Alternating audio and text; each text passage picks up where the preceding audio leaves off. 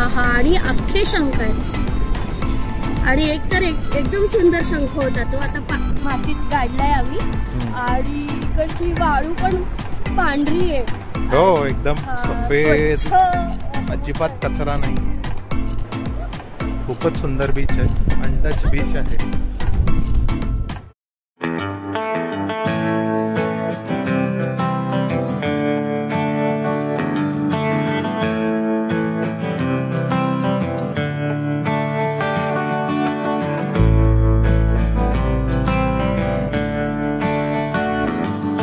चाललोय मालगुंड बीच रत्नागिरी. चला बघूया कसा आहे हा मंगोलिया बीच. एकदम अनटच आणि वेगळा बीच आहे. वाव. चला 15 मिनिट टाइम आहे. एवढ्या गायी आहेत त्या बीच वर, काय पोहायला आलेल्या.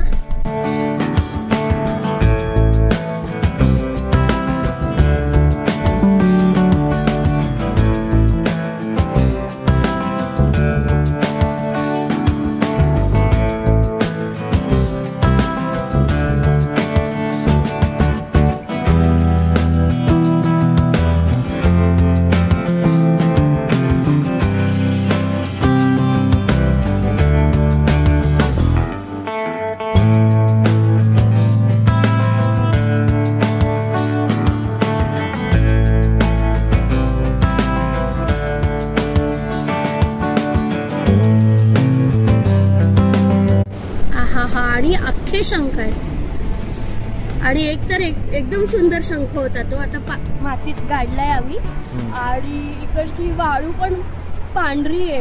हो एकदम सफेद, अजिबात कचरा नाहीये. आणि ती तिकडे ना शंख गाडत बसली आहे. थोडे स्पेशल शंख मिळालेत आम्हाला. खूपच सुंदर बीच आहे, अनटच बीच आहे.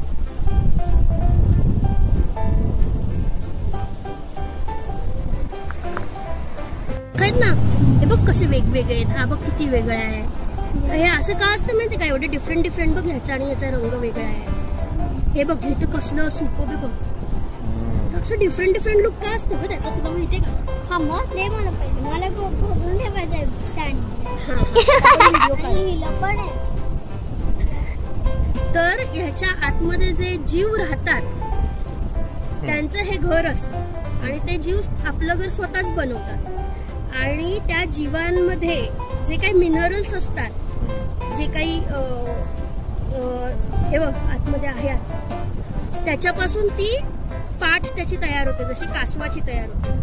तर ते आपल्या समुद्रातल्या जीवांचे जे मिनरल्स आतमधले काय म्हणतात त्याला, खनिज असतात, त्याच्याने हे शंख बनतात. वा, थँक्यू सो मच चैत्राली, खूप मस्त इन्फॉर्मेशन.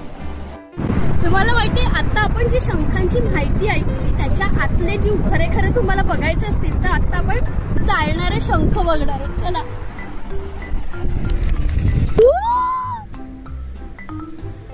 चालणारे शंख.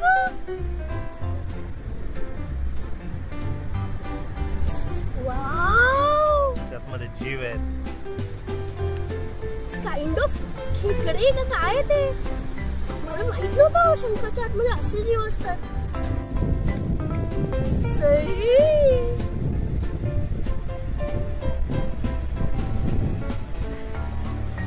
झोपडी रे, हात लावू का? गणपतीपुळ्यापासून फक्त 15 मिनिटावर मालगुंड बीच आहे. बीच अनटच्ड असल्यामुळे आसपास खाऊचे स्टॉल नाहीयेत, त्यामुळे पाणी आणि खाऊ बरोबर घेऊन जा. बीचवर पोहणे टाळा आणि कॅमेरा नक्की जवळ बाळगा. गर्दी नाही, समुद्राच्या लाटांचा मंजूळ आवाज, सोनेरी कोकणची सुंदरता आणि शांतता अनुभव. सूर्यास्त बघायचा असेल तर तुम्ही मालगुंड समुद्र किनाऱ्याला नक्की भेट द्या. तुम्हाला हा व्हिडिओ आवडला असेल तर तुमचे अभिप्राय मला कमेंट मध्ये लिहून कळवा. पुन्हा भेटूया एका नवीन ठिकाणी सविस्तर माहितीसह. Bye bye.